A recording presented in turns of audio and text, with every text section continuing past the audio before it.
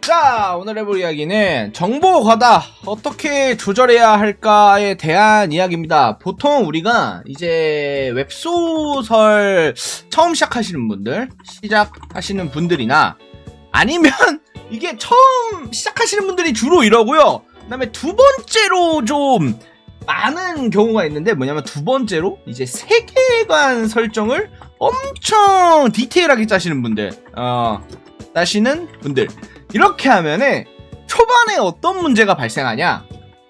정보 과다 현상이 일어납니다. 그러니까 이 세계를 빠르게 알려주고 싶어.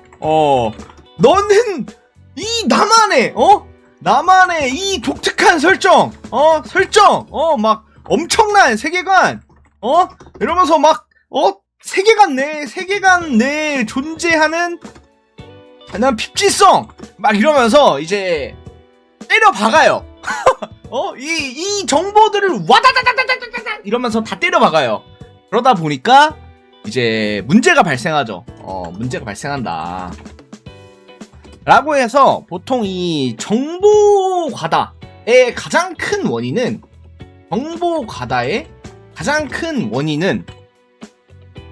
이거예요. 이 심리가 가장 큽니다. 내가 지금 이걸 설명해 주지 않으면 너희는 이후에 스토리를 이해하지 못할 거야. 가 가장 큰 원인이에요. 이게 가장 큰 원인입니다. 그렇죠. 근데 이게 어느 정도까지인지를 모르는 거야. 이게 어느 수준까지를 말해줘야 되는지를 몰라서 이걸 과도하게 말해주는 거죠. 그러다 보니까 이제 초반에 정보 과다 현상 같은 게 많이 발생하게 됩니다. 그런데 이 정보 과다 현상 이거를 무조건 나쁘다고는 할 수는 없죠. 그러니까 정보 과다가 필요할 수가 있어요. 필요할 수도 있다. 이게 어떤 경우가 있냐? 정보 과다가 좀 필요한 경우는 진짜 독특한 세계관일 때요.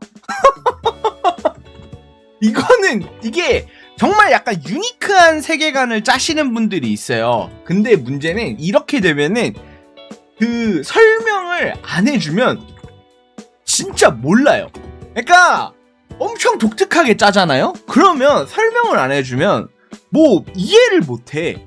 알 수가 없어. 그래가지고 아니 이게 세계관의 스케일을 말하는 게 아니야. 세계관의 반지의 제왕처럼 세계관의 스케일을 말하는 게 아닙니다. 이게 비유를 해드릴게요. 자, 봐봐요. 우리가 스케일이 크다는 건 이거예요. 예를 들어 판타지 세계관이야. 그럼 내가 있는 곳은 여기 왕국이야.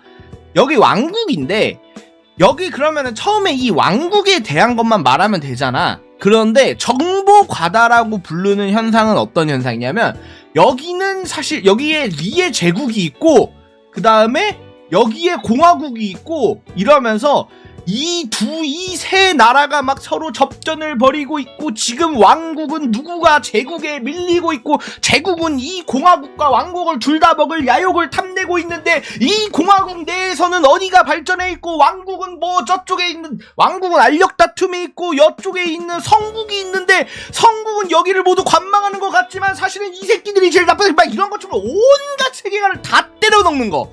이게 세계관의 스케일을 정보 과다하게 말하는 거야. 이거는 진짜 안 좋아요. 이거는 무조건 하지 마요. 이거는 왜냐면 초반 스토리들이 왕국에서만 일어날 거야. 심지어 왕국 수도도 아니야. 왕국 변방에 있는 뭐 요만한 존매난 나라에서 발생할 텐데 존매난 마을에서 이제 발생할 텐데 이거 뭐 제국이 어쩌니 공화국이 어쩌니 성국이 어쩌니 막 이럴 필요가 없어요. 그냥 아무 의미가 없어. 그래서 이런 거는 당연히 아니고요. 제가 이제 생각한 독특한 세계관이라고 말했던 거는 이런 겁니다. 뭐냐면은 예를 들어 제가 그냥 대충 만들어 볼게요. 대충 짜볼게요. 달이 부서져서 지구에 떨어졌어. 그래서 월석이라는 게 있고 이걸 가루로 흡입하지 않으면 괴물이 되어서 죽어. 이런 세계관이라고 쳐봅시다. 이거를 설명하지 않으면은 아무것도 이해할 수 없어요. 달이 부서진 것도 말이 안 돼. 월석이라는 게 있고 이걸 가루로 뭐 어떻게 해가지고 정기적으로 흡수하지 않으면 이 달의 힘에 의해서 괴물이 되어버려. 이런 씨발 이런 설정이 있다고 쳐봐 그냥. 그러면은 이거는 설명을 안 해주면 몰라요. 이런 설정은 설명을 안 해주면 몰라요. 그렇기 때문에 어쨌든 중요한 거는 어쨌든 이런 거는 이제 설명을 해주되 핵심은 이제 정보 과다를 줄이는 핵심. 이게 다른 설정, 다른 것들보다 정보 과다에 대해서 줄이는 핵심이 있어요. 바로 여러분들이 세계관에 대해서 설명하려고 하지 마세요. 초반에 설명하지 말고 그 안에 있는 캐릭터의 서사에 먼저 서사를 먼저 설명해라 라는 게 제 개인적인 좀 조언이거든요. 이게 어떻게 하다 보면은 처음에 글을 쓸 때 이제 초반에는 캐릭터의 예를 들어 과거부터 시작해가지고 현재까지 이런 걸 저는 쓰는 걸 되게 좋아하거든요. 그리고 이런 게 있는 걸 좋아해요. 뭐냐면은 나는 8살 때 내가 8살 때 부모님이 돌아가셨다. 그 다음에 뭐 15살에 헌터로 각성했다. 이런 식으로 쓰는 거 있잖아. 이거를 먼저 해야 돼. 왜냐면은 그러니까 우리가 생각하기에는 이 세계관이라는 건 더 크잖아요. 우리가 세계관이라는 설정이 있고 세계관이 있고 이 안에 캐릭터가 있잖아. 근데 보통은 이거를 설명을 하고 그 다음에 얘를 들어가야 된다고 생각하지만 반대예요. 순서가 원래 얘를 먼저 설명을 해주고요. 그 다음에 얘로 넘어가는 거예요. 1번을 설명하고 2번을 설명을 하는 겁니다. 이게 왜 그러냐면 우리가 달라서 그래요.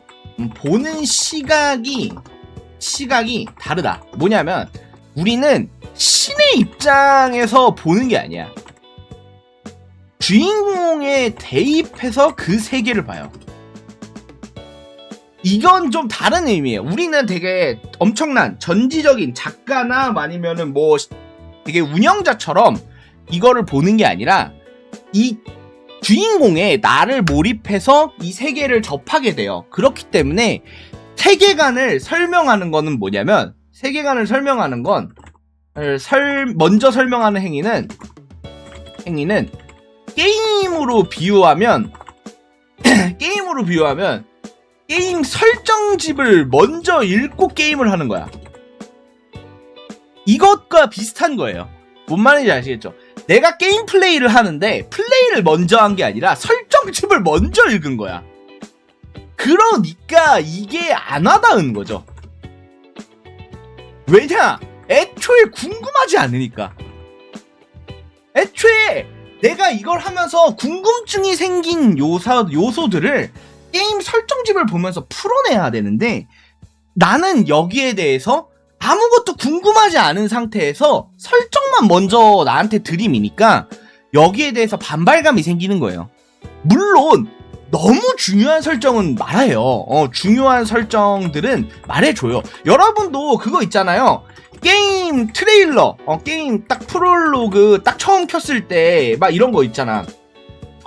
뭐 30년 전 야수들이 마을을 습격했고 어쩌고 저쩌고 막 천족이 뭐 천족이 나타났네, 마족이 나타났네, 뭐 이지랄 하는 그 맨 처음에 게임 프롤로그 딱 있죠. 이 정도는 괜찮아. 그러니까 이거는 반드시 알아야 된다라고 뭐 생각하는 그런 설정들 같은 경우에는 초반에 넣어줘야 하지만 대부분은 중요한 거, 심지어 여기 반응 보면 대부분 이런 트레일러들을 그렇게 선호하지도 않죠. 그러니까 좋은 스타트조차 아니야. 좋은 스타트조차 아닌데 어쨌든 중요한 거는 이 게임 플레이를 먼저 시켜야 된다. 즉 독자를 먼저 이제 주인공에게 대입하도록 만들어야 한다.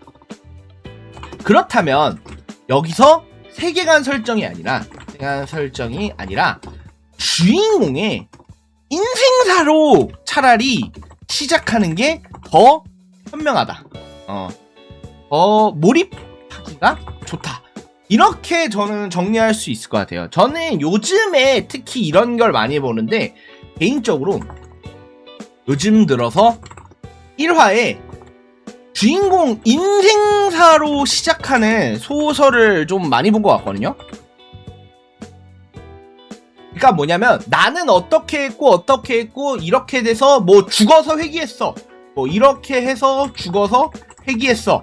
아니면은 뭐 이렇게 해서 죽어서 뭐 이 세계로 갔어. 아니면은 이렇게 해서 살고 있어. 그러다가 각성을 했어.